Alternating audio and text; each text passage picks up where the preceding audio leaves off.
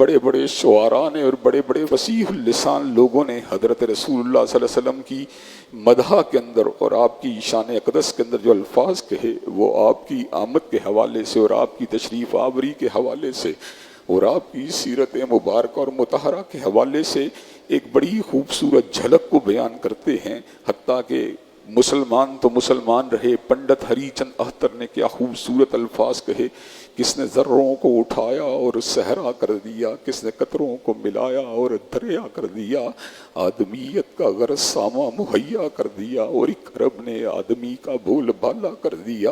حضرات گرامی قدر کسی اور نے کہا روح مصطفیٰ ہے وہ آئینہ، کیا بیسا دوسرا آئینہ، نہ دکان آئینہ ساز میں نہ ہماری بزم حیال میں۔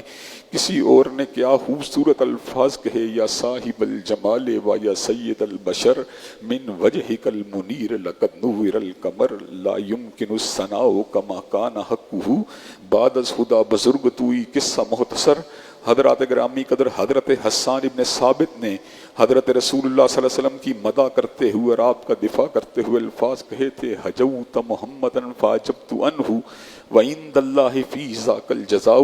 تم نے نبی کریم صلی اللہ علیہ وسلم کی ذات اقدس کے پر حملہ کیا ہے اور جواب میں دوں گا اور بدلہ مالک کائنات کے پاس ہے۔ اور حسان نے الفاظ کہے تو کیا کہے، وَأَحْسَنَ مِنْكَ لَمْ تَرَكَتْ عَيْنِي، آپ اتنے خوبصورت ہیں کہ آپ جیسا خوبصورت کسی آنکھ نے دیکھا ہی نہیں۔ وَأَجْمَلَ مِنْكَ لَمْ تَلِدِ النِّسَاءُ، اور آپ اتنے پیارے ہیں کہ آپ جیسا پیارا کسی ماں نے جنا ہی نہیں۔ خُلِقْتَ مُبَرَّأً مِنْ كُلِّ عَيْبٍ، اس طرح محسوس ہوتا ہے کہ آپ کو ہر عیب سے پاک بنایا گیا ہے۔ کَأَنَّكَ قَدْ خُلِقْتَ كَمَا تَشَاءُ، گویا کہ آپ اللہ کی بارگاہ میں کھڑے تھے اور اللہ کو کہہ رہے تھے اللہ مجھے ایسے بنا، مجھے ایسے بنا۔ حبیب آپ کہتے چلے گئے، رب آپ کو بناتا چلا گیا۔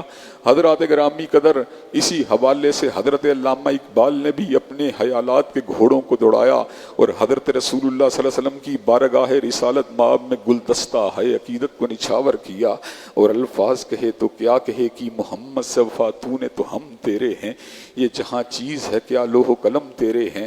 حضرات گرامی قدر حضرت رسول اللہ صلی اللہ علیہ وسلم کے بارے میں حضرت حالی نے عجیب الفاظ کہے۔ حضرت حالی نے کہا اتر کر ہیرا سے سوئے کوما آیا اور ایک نسخہ کیمیا ساتھ لایا، مسے خام کو جس نے کندن بنایا، کھرا اور کھوٹا الگ کر دکھایا، وہ بجلی کا کڑکا تھا یا سوتے ہادی، عرب کی زمین جس نے ساری ہلا دی۔ اور حضرت مولانا ظفر علی خان رحمۃ اللہ علیہ نے بڑے ہی عجیب الفاظ کہے۔ حضرت ظفر علی خان نے کہا ہم جس میں بس رہے ہیں وہ دنیا تم ہی تو ہو، ہم جس میں بس رہے ہیں وہ دنیا تم ہی تو ہو، سب غایتوں کی غایت اولا تم ہی تو ہو۔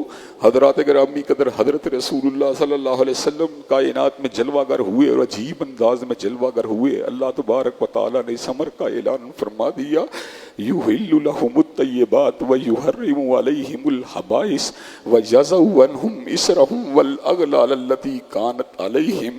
حضرت رسول اللہ وہ ہیں یحل لهم الطیبات جو طیب چیزوں کو حلال کرنے والے ہیں، ویحرم علیہم الخبائث اور خبیث چیزوں کو حرام کرنے والے ہیں، ویضع عنہم اصرہم والاغلال التی کانت علیہم۔ حضرت رسول اللہ وہ ہیں جو غلامی کی زنجیروں کو توڑنے والے ہیں، اور حضرت رسول اللہ وہ ہیں جو کائنات کے لوگوں سے ان کے اوپر ڈالے ہوئے غلط قسم کے بوجھوں کو اٹھانے والے ہیں۔